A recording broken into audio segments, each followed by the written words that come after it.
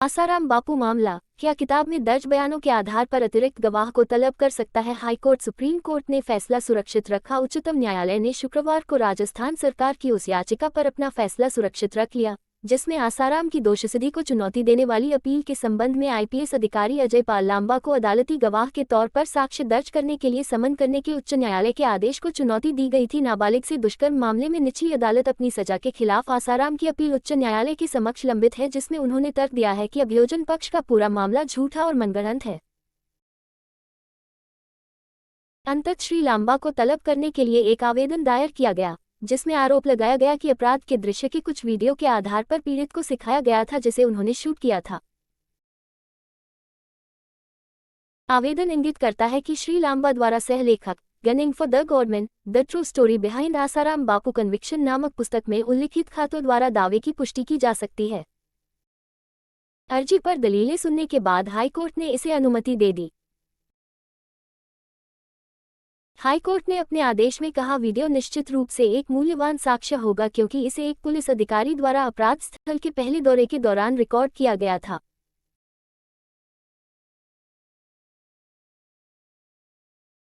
मुकदमे में श्री लांबा की साक्ष्य में जांच नहीं की गई थी। अब पुस्तक के प्रकाशन के साथ संदर्भित सुप्रा के लिए बचाव पक्ष को यह दावा करने का अधिकार है कि अपराध स्थल का वीडियो निर्विवाद रूप से रिकॉर्ड किया गया था, जो न्यायालय को यह समझाने के लिए पर्याप्त है कि यह न्याय के हित में और मामले के न्यायोचित निर्णय के लिए शक्ति का प्रयोग करने के लिए नितांत आवश्यक है।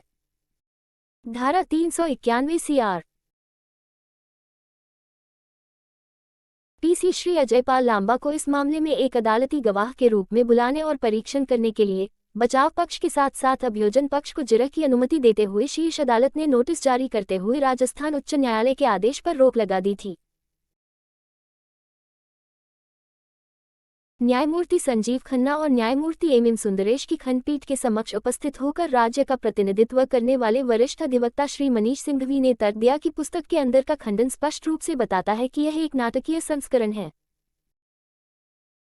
उन्होंने प्रस्तुत किया कि उच्च न्यायालय के समक्ष दायर आवेदन विशुद्ध रूप से अर्ध काल्पनिक आधार पर आधारित था।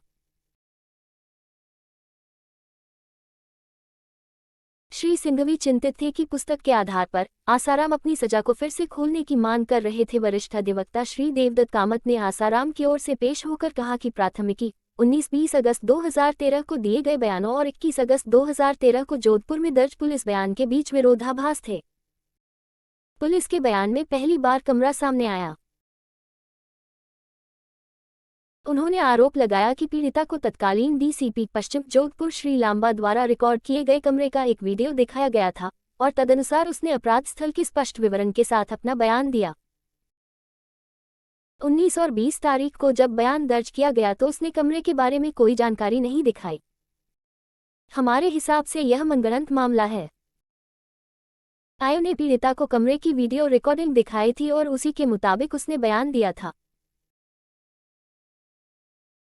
उन्होंने इस बात पर जोर दिया कि निचली अदालत ने आसाराम की इस दलील को यह कहते हुए खारिज कर दिया था कि वीडियो वास्तव में उत्तरजीवी को दिखाया गया था। यह साबित करने के लिए सबूतों की कमी थी। श्री कामत ने आगे कहा, पुस्तक उस व्यक्ति द्वारा है जिसने जांच की, यह एक नाटकीय संस्करण नहीं है। उच्च न्यायालय के आक्षेपित निर्णय का उल्लेख करते हुए उन्होंने तर्क दिया कि साक्ष्य को अप्रासंगिक के रूप में खारिज करना सही नहीं हो सकता है। उन्होंने जोर देकर कहा कि धारा 391 CR पीसी के तहत जब एक अदालत नई सामग्री की जांच कर रही है तो आसाराम को सबूत के टुकड़े पर भरोसा करने में सक्षम होना चाहिए। उन्होंने जाहिरा हबीबुल्लाह शेख बनाम गुजरात राज्य 2004 में सर्वोच्च न्यायालय के फैसले का हवाला देते हुए तर्क दिया कि धारा 391 के तहत केवल यह दिखाना आवश्यक है कि साक्ष्य प्रासंगिक है। फैसले का प्रासंगिक हिस्सा इस प्रकार है। शुरुआत में धारा 391 के तहत अतिरिक्त साक्ष्य के रूप में साक्ष्य के प्रवेश का प्रश्न गुण के आधार पर अपील में दावों पर विचार करने के लिए प्रभावकारिता, विश्वसनीयता और इसकी स्वीकार्यता से अलग है। यह प्रवेश के बाद ही है। न्यायालय को प्रत्येक मामले में विचार करना चाहिए, चाहे वह अदालत के समक्ष पहले के विरोधाभास और गवाही को अतिरिक्त साक्ष्य के रूप में दिए जाने की अनुमति दी गई है, उनमें से कौन सा या कोई एक हिस्सा या बयानों का हिस्सा तुलनात्मक विश्लेषण और सामग्री के संभावित मूल्य पर विचार करने के बाद श्रेय देने योग्य और स्वीकार्य है। सच। उन्होंने यह भी कहा कि यह दिखाने की जिम्मेदारी राज्य की है कि अतिरिक्त सबूत अप्रासंगिक हैं।